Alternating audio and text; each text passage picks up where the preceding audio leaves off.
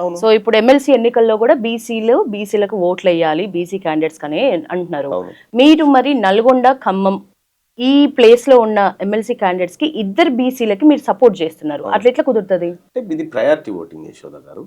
అంటే ఒక ఓటరు ఇద్దరికి ఓట్లేయచ్చు. ఒక ఓటరు ఇద్దరు మొదటి ప్రాధాన్యత ఓటు, సెకండ్ ప్రాధాన్యత ఓటు.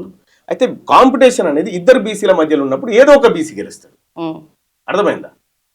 మన అభ్యర్థి మన టీచర్లు వేసేటువంటి ఓటు, సపోజ్ మన ఇద్దరం ఎలక్షన్లో నిలబడ్డాము, మీకు సంబంధించినటువంటి అనుచరులు మీకు మొదటి ప్రాధాన్యత ఓటు వేసారు. రెండవ ప్రాధాన్యత ఓటు నేను బీసీని కాబట్టి నాకు వేసారు. సో మీరు మొదటి ప్రాధాన్యత ఓట్లు తక్కువ తెచ్చుకున్నారు అనుకో, నేను ఎక్కువ తెచ్చుకున్నాను అనుకో, మీ దాంట్లో ఉన్న సెకండ్ ప్రాధాన్యత కూడా నాకు యాడ్ అవుతుంది రేపు పొద్దుగాల. రేపు కౌంటింగ్ టైంలో అంటే మీకేసినటువంటి బీసీ ఓటు కూడా మన బీసీకే ట్రాన్స్ఫర్ కావడం ద్వారా బీసీలకు అవకాశాలు పెరుగుతాయి. మొదట అయితే మున్నూరు కాపు ఎక్కువ జనాభా ఉంటే మున్నూరు కాపు మొదటి ప్రాధాన్యత ఓటు కింద ఎక్కువ వస్తాయి, యాదవ్ సెకండ్ ప్రాధాన్యత కింద రెండోది వస్తుంది. అప్పుడు యాదవుల జనాభా ఎక్కువ ఉంటే యాదవులకు ఫస్ట్ ప్రియారిటీ ఎక్కువ వస్తుంది. అంటే మిగతా ఓన్లీ మున్నూరు కాపు తర్వాత యాదవ్ అనేది కాదు.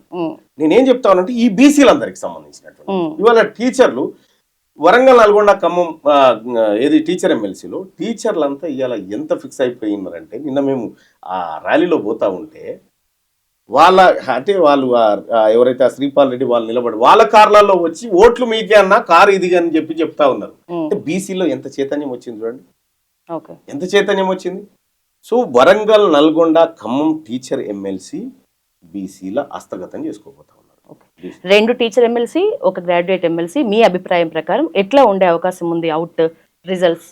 నేను అనుకుంటా ఉన్నా, సరే మా పార్టీ ఒక అభ్యర్థిని నిలబెట్టింది, అక్కడ మా రాహుల్ గాంధీ గారు పంపించింది కాబట్టి ఆయన గెలవాలనుకుంటా. కానీ బీసీలకు షోకాజ్ నోటీస్ ఇచ్చిన తర్వాత బీసీలు ఓట్లు ఇస్తారని నేను అనుకోవట్లేదు.